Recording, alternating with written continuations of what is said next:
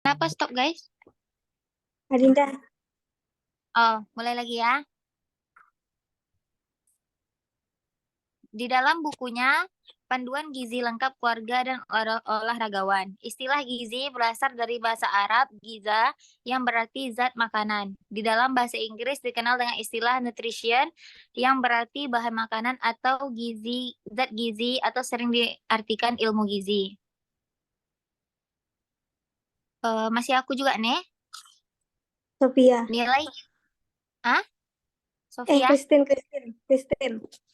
Oke, oke, lanjut sama Christine.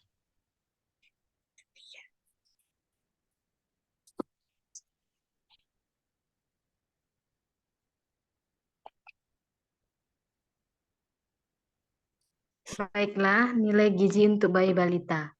Untuk memenuhi kebutuhan gizi seimbang pada balita dan balita, ASI merupakan salah satu makanan yang mengandung zat gizi yang ditumbuhkan untuk pertumbuhan bayi usia 0-6 bulan. Pada usia 6 bulan ke atas atau sampai 2 tahun, ASI tetap diberikan dan disertai dengan makanan padat untuk memenuhi kebutuhan gizi seimbang harian.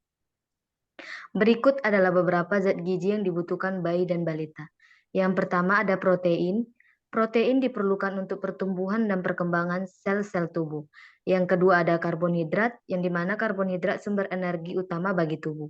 Yang ketiga ada lemak, yang diperlukan untuk pertumbuhan dan perkembangan otak serta sistem saraf. Yang keempat zat besi, yang dimana zat besi diperlukan untuk pembentukan sel darah merah dan transportasi oksigen dalam tubuh. Yang kelima ada kalsium, diperlukan untuk pembentukan tulang dan gigi yang kuat. Yang keenam ada vitamin A, diperlukan untuk kesehatan mata dan sistem ketebalan tubuh. Yang ketujuh ada vitamin C, diperlukan untuk kulit gigi dan gusi, serta meningkatkan sistem kekebalan tubuh. Yang kedelapan ada vitamin D yang diperlukan untuk penyerapan kalsium dan pembentukan tulang yang kuat.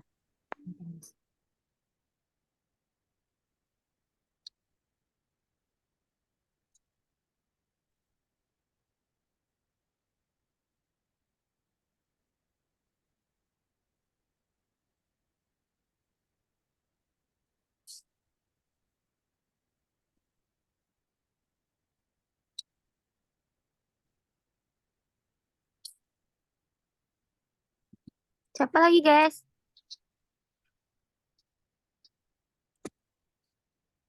Baiklah, saya lanjutkan. Berikutnya ada 10% gizi seimbang bagi balita. Untuk memenuhi kebutuhan gizi seimbang pada bayi dan balita, berikut adalah beberapa panduan yang dapat diikuti. Yang pertama yaitu pemberian ASI eksklusif pada bayi usia 0-6 bulan dapat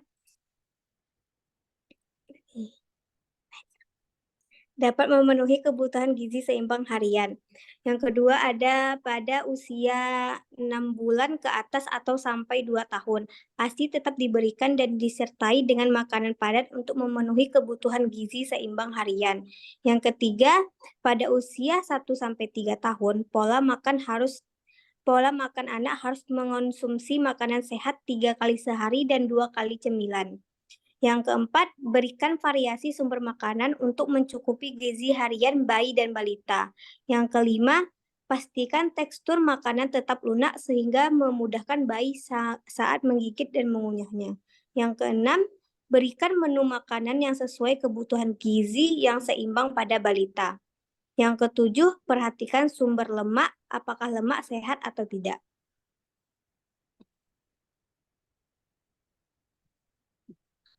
Pedoman gizi seimbang juga dapat dijadikan panduan untuk memenuhi kebutuhan gizi seimbang pada bayi dan balita.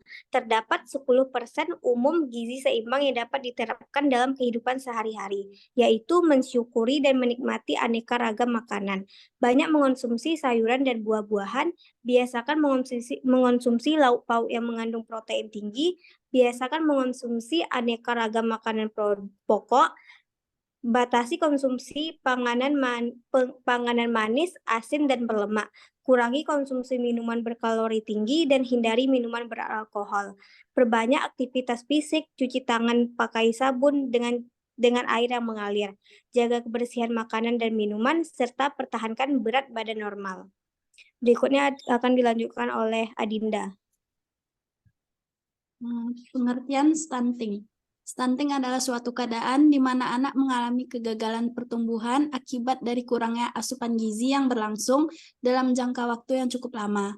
Penurunan stunting penting dilakukan sedini mungkin untuk menghindari dampak jangka panjang yang merugikan seperti terhambatnya tumbuh kembang anak.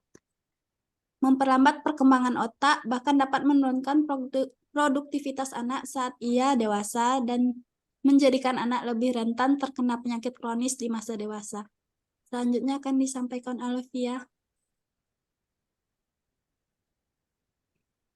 Selanjutnya, cara pencegahan stunting bagi balita.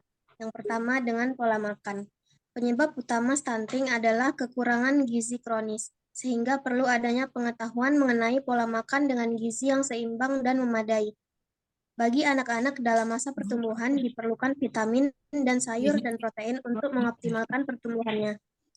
Yang kedua, pola asuh. Diperlukan adanya edukasi tentang kesehatan, reproduksi, dan gizi pada remaja yang kelak akan membangun keluarga, terutama bagi para calon ibu, yang harus mengetahui pentingnya pemenuhan gizi di masa hamil dan juga menyusui. Diperlukan juga adanya sosialisasi mengenai pentingnya memberikan ASI eksklusif sampai 6 bulan, yang dilanjutkan dengan empati, serta pentingnya memberikan imunisasi bagi anak. Yang ketiga, sanitasi dan akses air bersih. Kebersihan adalah pangkal dari kesehatan. Rendahnya akses terhadap fasilitas kebersihan termasuk air bersih dan toilet bisa juga menjadi salah satu faktor terjadinya stunting pada anak. Biasakan untuk selalu menjaga kebersihan dan hanya gunakan air bersih untuk kebutuhan memasak dan MCK.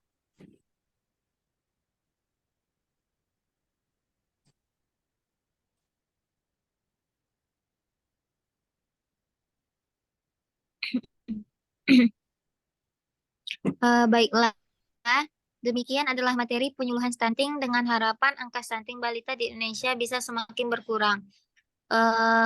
Sebagai pendengar, semoga ini dapat bermanfaat bagi kalian semua.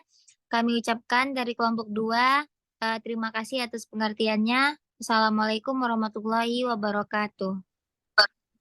Waalaikumsalam warahmatullahi wabarakatuh.